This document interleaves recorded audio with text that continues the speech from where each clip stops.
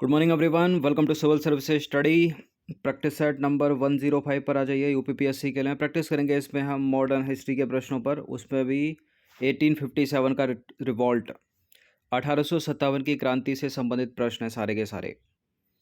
Telegram channel से जुड़ जाएगा, डिस्क्रिप्शन बॉक्स में लिंक है लेटेस्ट टेस्ट का नोटिफिकेशन पाने के लिए।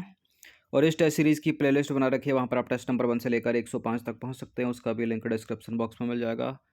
हर दिन प्रैक्टिस करते रहिएगा बैक टू बैक। पहला प्रश्न क्या है? 1857 की स्वाधीनता संघर्ष की वीरांगना जो है महारानी लक्ष्मीबाई की जन्मस्थली है। कहाँ हुआ था इनका जन्म? उत्तर प्रदेश में, उत्तर प्रदेश के वाराणसी में। तो रानी लक्ष्मीबाई का जन्म 19 नवंबर 1835 को गोलघर में हुआ था, जो वर्तमान में वाराणसी में है। उन्होंने मात्र 29 वर्ष की आयु में अंग्रेजी साम्राज्य की सेना से युद्ध किया और रणभूमि में वीर गति को प्राप्त हुई। झांसी की रानी थी ये। नंबर 2 पर आ जाइए। 1857 के संघर्ष में भाग लेने वाले सिपाहियों की सर्वाधिक संख्या थी कहाँ से? बंगाल, बिहार, अवध, राजस्थान। अवध से थी। यह प्रश्न रिपीटेड है, इंपॉर्टेंट है। यूपी पीसीएस में, लोअर पीसीएस में, समीक्षा अधिकारी में कई कई बार पूछा है। 1857 के संघर्ष में भाग लेने वाले सिपाहियों की सर्वाधिक संख्या जो है अवध से थी। और वास्तव में उस समय अवध से ही शायद ऐसा कोई परिवार रहा होगा जिसका कोई सदस्य सेना में ना रहा हो। केवल अवध से ही लगभग 75,000 सैनिक थे। नंबर 3, रानी लक्ष्मीबाई को अंतिम युद्ध में सामना करना पड़ा था किसका? हीरोज का। तो रानी लक्ष्मीबाई को अंग्रेज जनरल हीरोज का सामना करना पड़ा और उससे लड़ते हुए 17 जून 1858 को वीरगति को प्राप्त हो गई रानी लक्ष्मीबाई। रानी की मृत्यु पर हीरोज ने कहा, मतलब इसने कहा, भारतीय विद्रोहियों में यहाँ एक अकेली औरत मर्द है। ठीक है, ये पूछ भी लेते हैं प्रश्न कि किसके कथन है ये, तो जनरल हीरोज के हैं। नंबर 4 पर आ जाइए। निम्नलिखित में से असम में 1857 की क्रांति का नेता कौन था? ये मैच करने के लिए पूछ लेता है। ठीक है, कि जगदीशपुर में कौन था, लखनऊ में कौन था, अवध जो प्रांत था उसमें कौन था, असम में कौन था? तो दीवान मनीराम दत्त थे असम में। असम में 1857 की क्रांति के समय वहाँ के दीवान मनीराम दत्त थे। ठीक है, इन्होंने क्या किया? कल्पेश्वर दत्त को जो है राजा घोषित करके और खुद विद्रोह में उतर पड़े, परंतु शीघ्र ही अंग्रेजों ने विद्रोह का दमन करके मनीराम दत्त को फांसी दे दी। नंबर 5 पर आ जाइए। सुप्रसिद्ध उर्दू शायर मिर्जा गालिब का मूल निवास था उत्तर प्रदेश का आगरा। तो उर्दू शायर मिर्जा गालिब का जन्म हुआ था 27 दिसंबर 1797 को आगरा में और मृत्यु 15 फरवरी 1869 को दिल्ली में हुई थी इनकी। नंबर 6 है। 1857 के विद्रोह से निम्नांकित में से कौन संबद्ध नहीं था? बेगम हजरत महल, कुंवर सिंह, उधम सिंह, मौलवी अहमदुल्ला। ये तो लखनऊ में नेतृत्व कर रही थी, कुंवर सिंह जगदीशपुर में कर रहे थे, ये फैजाबाद में कर रहे थे। उधम सिंह का इससे संबंध नहीं है। ठीक है, तो उधम सिंह 1857 के विद्रोह से संबंध नहीं है, वे पंजाब के क्रांतिकारी थे। जलियांवाला बाग हत्याकांड का बदला लेने के लिए इन्होंने पंजाब के गवर्नर रहे माइकल ओडायर की लंदन में मार्च 1940 को हत्या कर दी, जिसके लिए इन्हें गिरफ्तार करके मृत्यु दंड दे दिया गया। इसके ऊपर अभी हाल ही में मूवी भी बनी है। ठीक है, सरदार उधम के नाम से, और मुख्य भूमिका में है विक्की कौशल। बेगम हजरत महल ने लखनऊ में, कुंवर सिंह ने बिहार में यानी जगदीशपुर में, और मौलवी अहमदुल्ला ने फैजाबाद में 1857 के विद्रोह का नेतृत्व किया था। ये मैच वैच करने के लिए पूछ लेता है, क्रांतिकारी याद रखिएगा। नंबर 7 पर आ जाइए। निम्नलिखित में से कौन सा स्थान या स्थल पंजाब में 1857 की क्रांति का केंद्र नहीं था? अजमेर, जयपुर, नीमच, औबा। औबा था, नीमच था, अजमेर था, जयपुर नहीं था।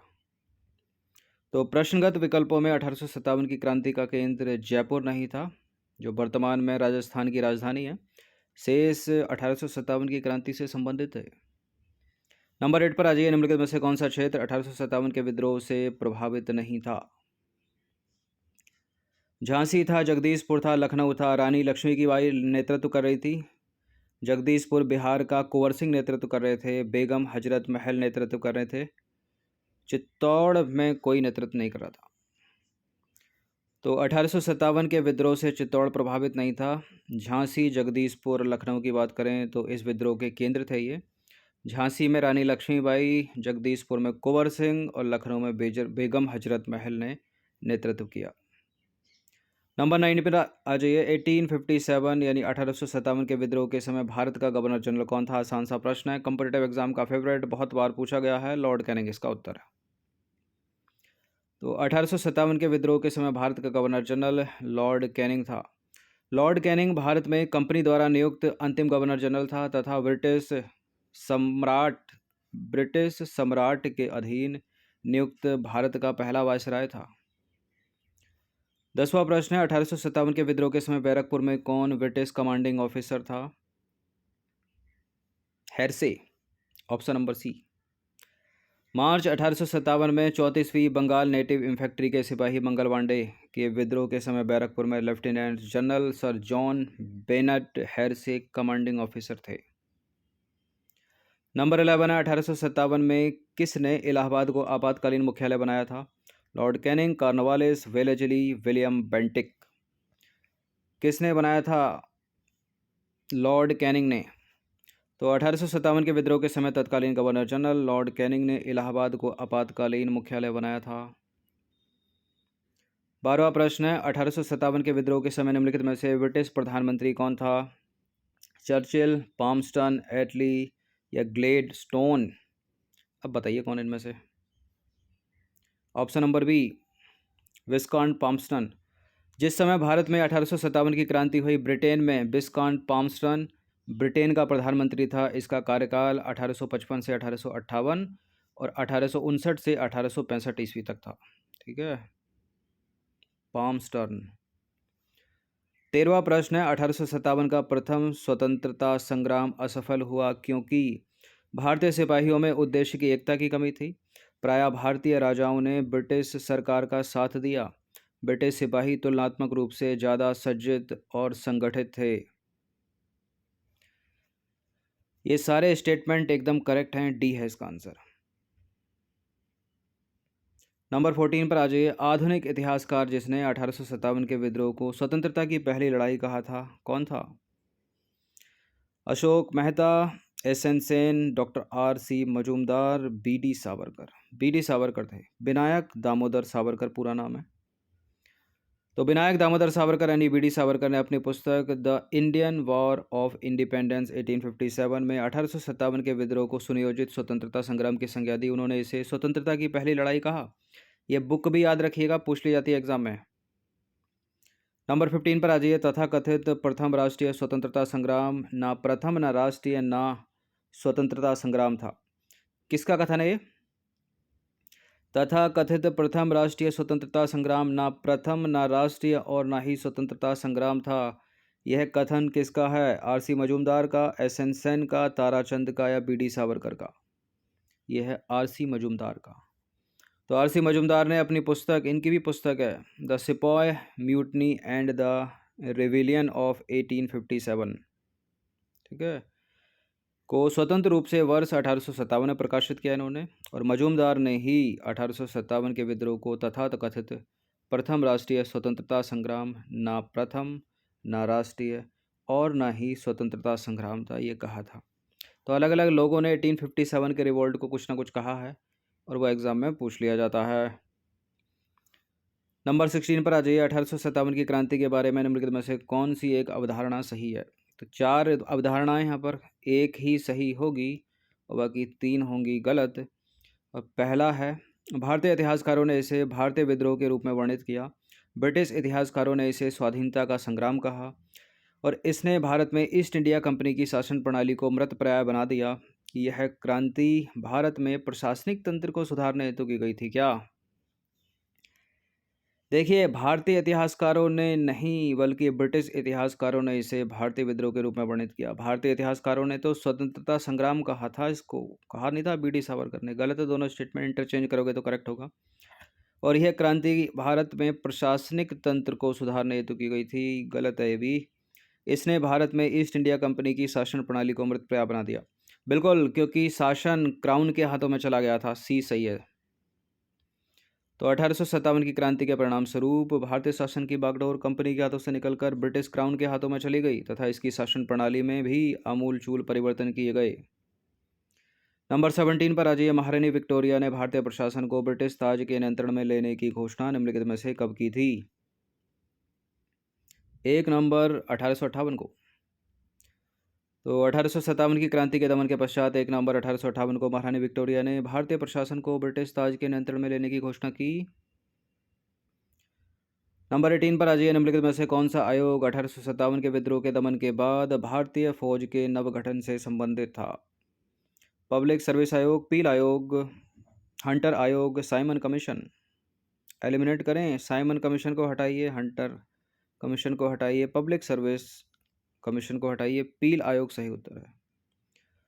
तो 1857 के विद्रोह के दमन के बाद ब्रिटिश सरकार ने भारतीय फौज के नवगठन के लिए जुलाई 1858 को मेजर जनरल जोनाथन पील की अध्यक्षता में एक रॉयल कमीशन यानी पील कमीशन का गठन किया, जिसमें सेना के रेजिमेंटों को जाति, समुदाय और धर्म के आधार पर विभाजित किया गया। ठीक है, फूट डालो और राज करो। नंबर 19 पर आ जाइए। 1857 के विद्रोह के बाद ब्रिटिश सरकार ने सिपाहियों का इन प्रांतों से चयन किया। किन प्रांतों से चयन किया? गोरखा से, सिख और पंजाबी उत्तर प्रांत से। तो देखिए, 1857 के विद्रोह के बाद ब्रिटिश सरकार ने सिपाहियों का जो चयन किया, गोरखा, सिख, पंजाब के उत्तर प्रांत से किया। 1857 के विद्रोह को भड़काने में उत्तर प्रदेश एवं बिहार के सैनिकों ने महत्वपूर्ण भूमिका निभाई थी, इसलिए ब्रिटिश सरकार इन्हें संदेह की दृष्टि से देखती थी और विद्रोह के समय बंगाल सेना में 60% सैनिक अवध और उत्तर पश्चिम प्रांत से थे। ठीक है, और विद्रोह के लिए जो है भारतीय सेना उत्तरदायी थी। इसी कारण 1 नवंबर 1858 को महारानी विक्टोरिया ने घोषणा पत्र के अंतर्गत सेना का पुनर्गठन किया, जो विभाजन और प्रतिलोभन की नीति पर आधारित था, धर्म के आधार पर, उनकी जाति के आधार पर। ये 20वां प्रश्न है, अंतिम प्रश्न है। निम्नलिखित में से किसका नाम 1857 के विद्रोह से नहीं जुड़ा है? Colonel Saint लेगर, lieutenant colonel Gibbs, colonel बेलेस, उपरोक्त सभी। विस्तार में अगर आप 1857 की क्रांति को पढ़ेंगे एनसीईआरटी से, तो आप देखेंगे कि इनमें से किसी का भी नाम नहीं मिलेगा आपको 1857 के विद्रोह में। सारे के तीनों ये, कोई नहीं है इनमें से। डी है इसका आंसर। तो प्रश्न में दिए गए विकल्पों में कोई भी 1857 के विद्रोह से संबंधित नहीं है। तो 20 प्रश्न थे ये मॉडर्न हिस्ट्री, जिसमें हमने प्रैक्टिस की 1857 के विद्रोह से रिलेटेड प्रश्नों पर। इनकी प्रैक्टिस एक बार कर लीजिएगा जितने भी स्टूडेंट यूकेपीएससी वाले हैं। ठीक है, वो भी साथ साथ प्रैक्टिस करते रहिए।